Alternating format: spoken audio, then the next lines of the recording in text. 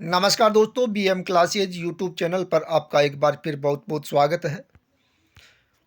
Second grade 2026 के लिए जो ये हमारी सीरीज चल रही है, इसमें हम पढ़ रहे हैं राजस्थान के संत संप्रदाय, जिसमें आज पढ़ेंगे गौड़ीय संप्रदाय। और दोस्तों, ये जो हस्तलिखित नोट्स है, ये राजस्थान अध्ययन के बुक्स और अन्य सोर्स के माध्यम से आरपीएससी का बदलता हुआ पैटर्न के आधार पर तैयार किए हुए हैं। तो आज हम पढ़ेंगे गौड़ीय संप्रदाय। तो गौड़ीय संप्रदाय के प्रवर्तक चैतन्य महाप्रभु हैं, और चैतन्य महाप्रभु का जन्म नदिया बंगाल में हुआ था। और जो गौड़ीय संप्रदाय है, इससे आमेर के राजा मानसिंह प्रथम प्रभावित हुए थे, और उन्होंने वृंदावन में गोविंद देव जी का मंदिर बनवाया था।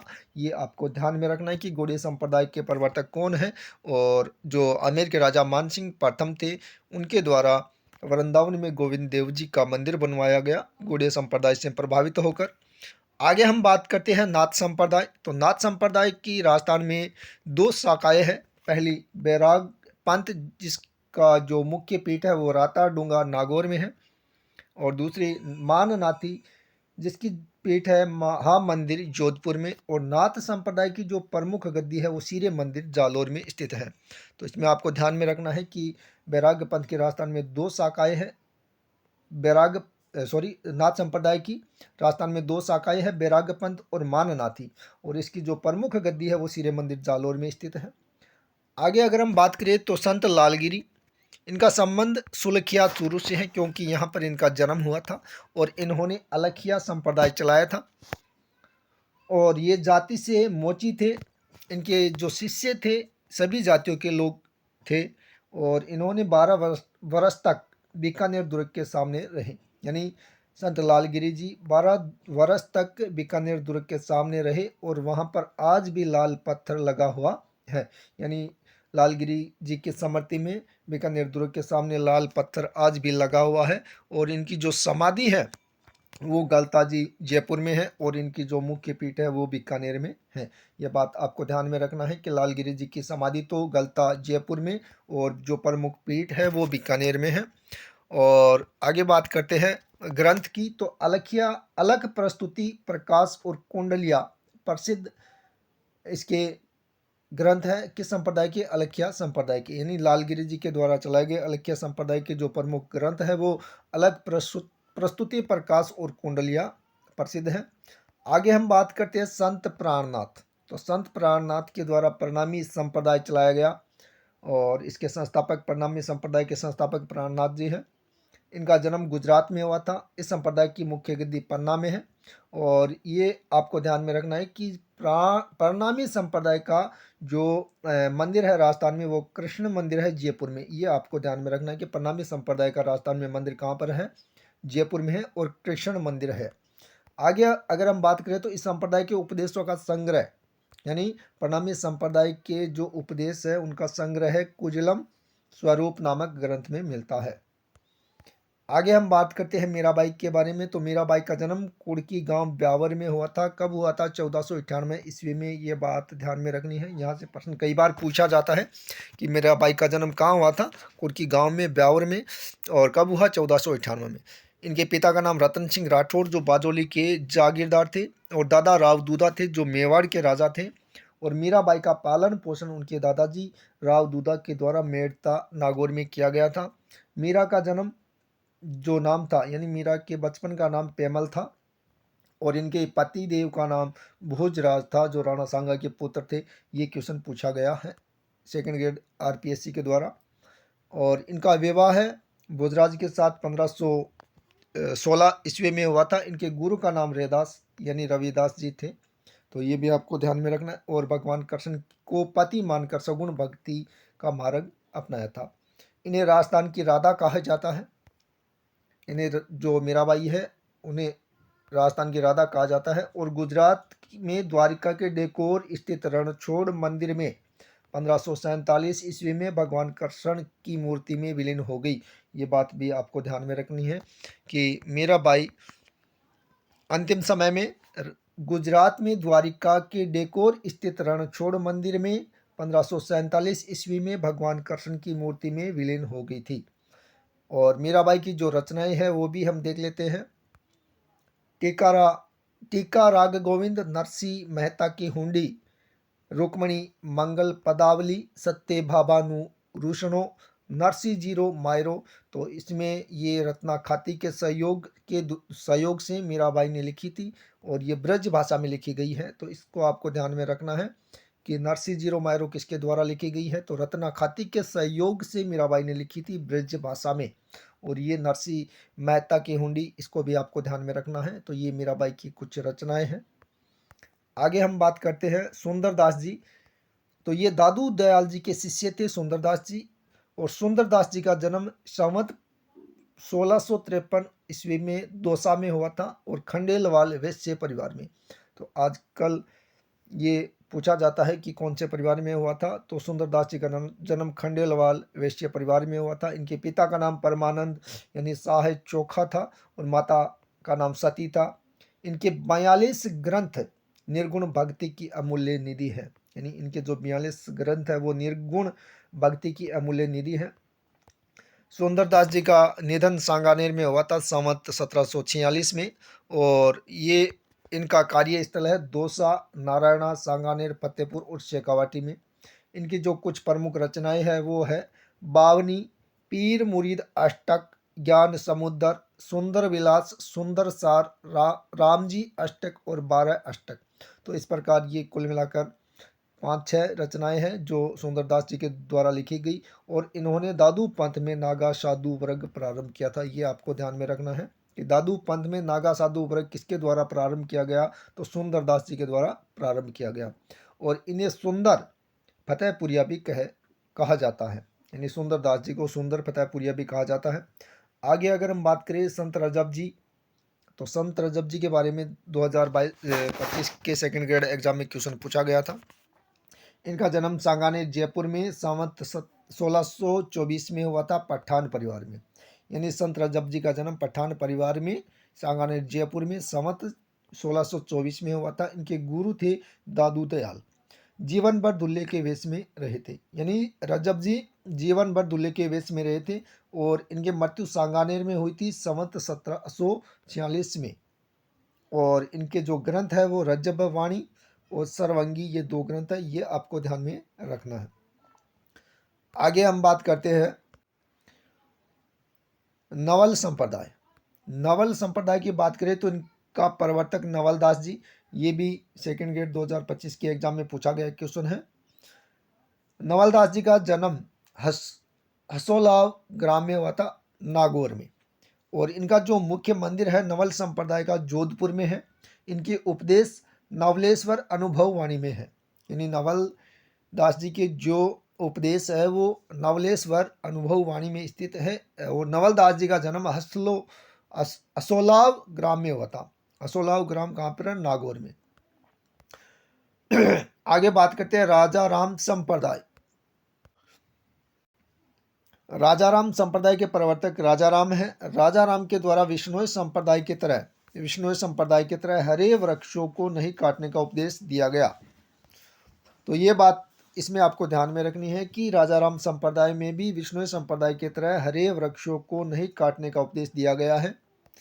आगे हम बात करते हैं भगत कवि दुर्लभ। इनका जन्म विक्रम संवत 1753 ईस्वी में भवागढ़ क्षेत्र में हुआ था, और इनका जो कार्य क्षेत्र है वो बांसवाड़ा और डूंगरपुर है। ये राजस्थान के नरसिंह कहे जाते हैं, यानी राजस्थान का नरसिंह किसको कहा जाता है, तो भगत कवि दुर्लभ को राजस्थान का नरसिंह ही कहा जाता है।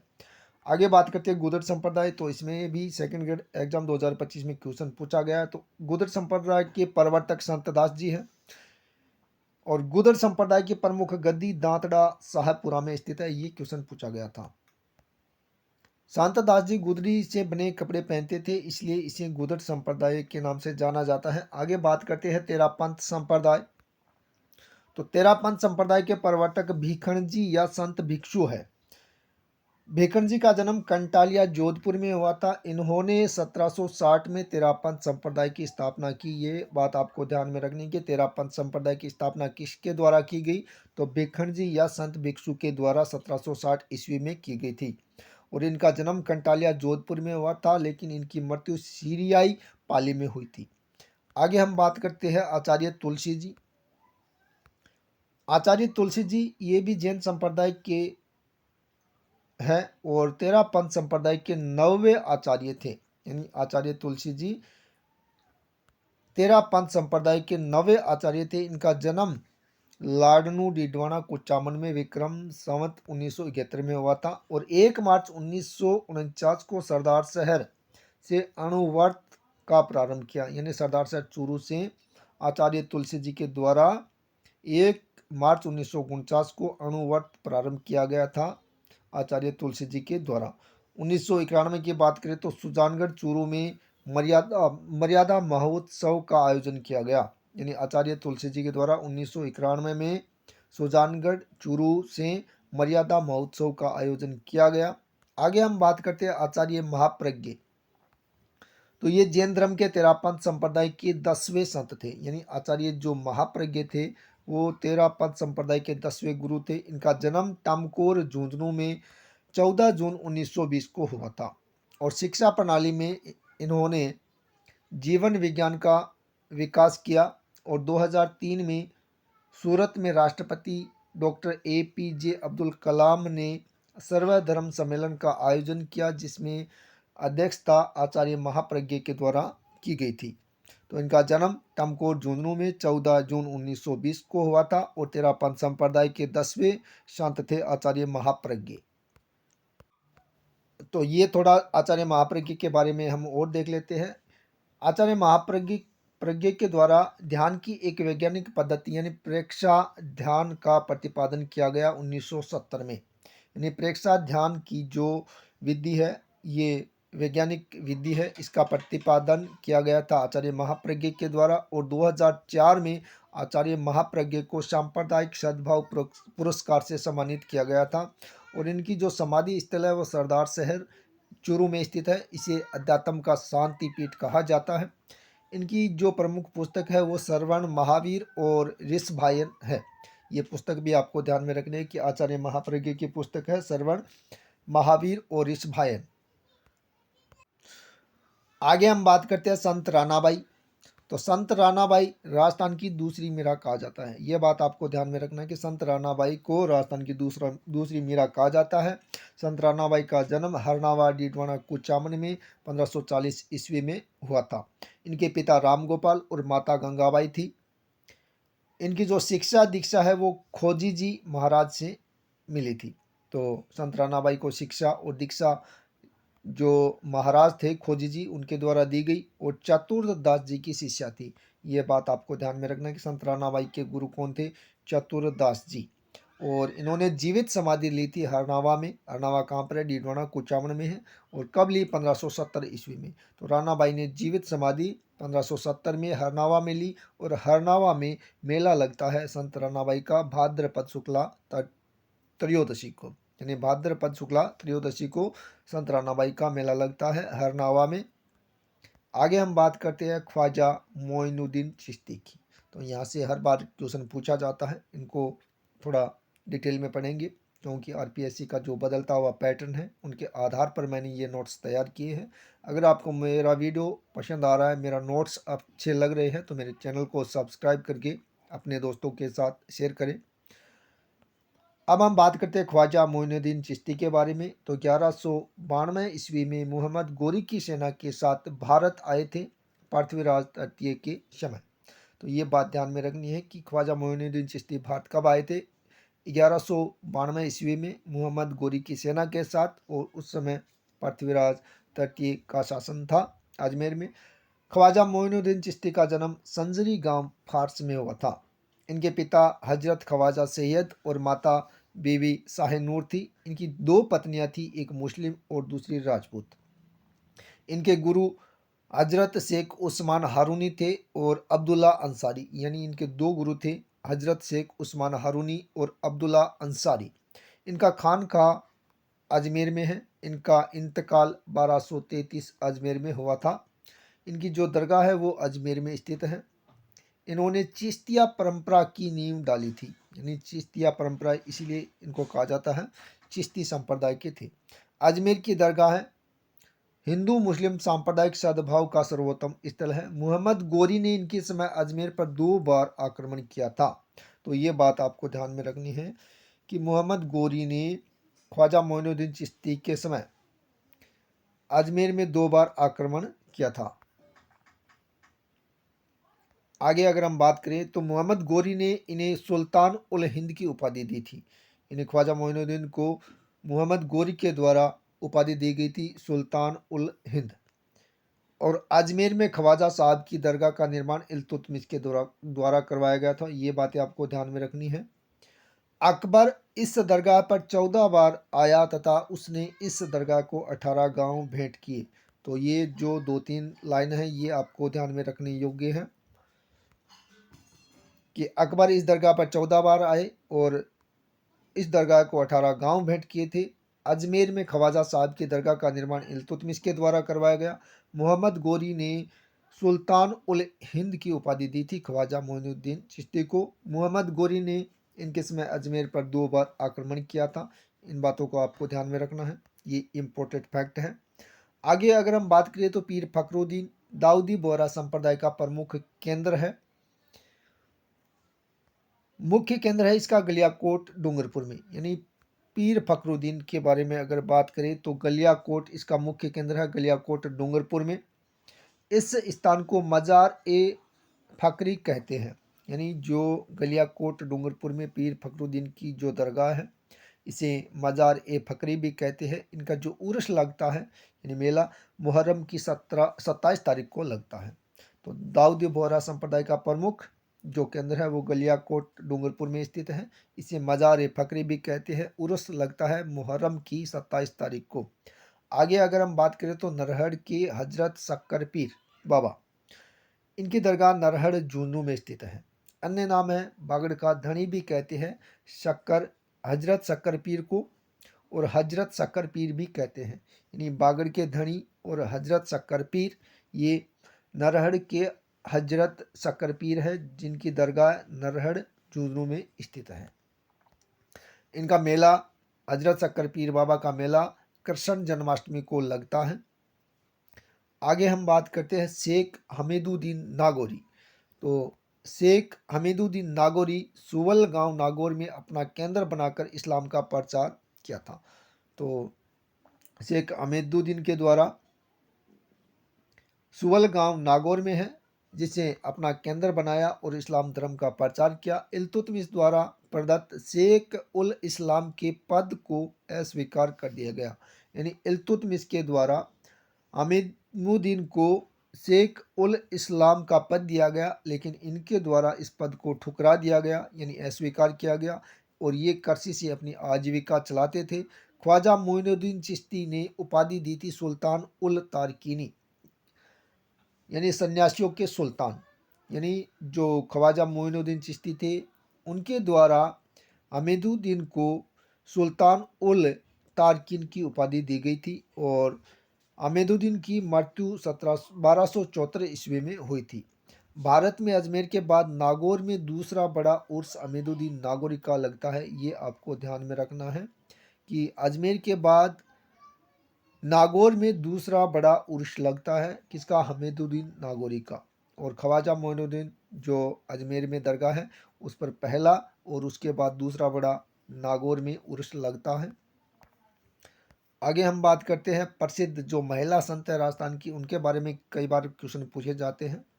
तो गौरीबाई डूंगरपुर जिसे वागड़ की मीरा कहते हैं, भूरीबाई अलग जिसका संबंध सादरगढ़ उदयपुर से है, ये क्वेश्चन पूछा गया है पहले। सहजोबाई अलवर, दयाबाई अलवर, करमेतीबाई खंडेला सीकर, समानबाई अलवर, कर्माबाई मामोड़ अलवर और कर्माबाई डीडवाना कुचामन। ये आपको ध्यान में रखना है। यहाँ पर ये कर्माबाई 2 जगह है, एक तो मामोड़ अलवर में और दूसरी डीडवाना कुचामन। यानी अलवर से संबंधित है एक तो और दूसरी डीडवाना कुचामन से। आगे हम बात करते हैं रानी अनूप कंवरी, इनका संबंध किशनगढ़ से है। गंगाबाई का संबंध नाथद्वारा से है। तो दोस्तों इस प्रकार हमने ये जो राजस्थान के प्रमुख संत और संत संप्रदाय हैं उनके बारे में पढ़ा है और ये आज हमारा यहाँ पर टॉपिक कंप्लीट हो रहा है। अगला टॉपिक मैं जल्द लेकर आने वाला हूँ। तब तक के लिए धन्यवाद। और मेरा वीडियो अगर आपको पसंद आया है तो मेरे चैनल को सब्सक्राइब करें क्योंकि हम बदलते हुए पैटर्न के आधार पर ये नोट्स तैयार किए हुए हैं मेरे द्वारा। धन्यवाद दोस्तों, जल्द मिलते हैं नेक्स्ट वीडियो में।